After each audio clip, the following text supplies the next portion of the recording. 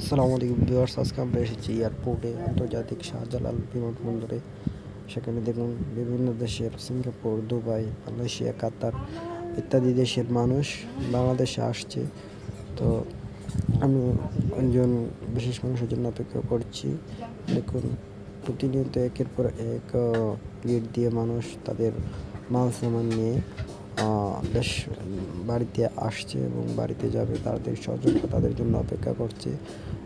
দেখুন আসতেছে বিভিন্ন কান্ট্রির দেশের মানুষেরা, যারা বাঙালি সবাই, কিন্তু এক একজন এক এক দেশে, সিঙ্গাপুর, কাতার, ওমান, সৌদি আরব, বিভিন্ন দেশে বিভিন্ন কান্ট্রিতে তারা অবস্থান করেছিল। এখন তারা তাদের নির্দিষ্ট সময় পার হওয়ার পরে এখন দেশে ফিরে এসেছে।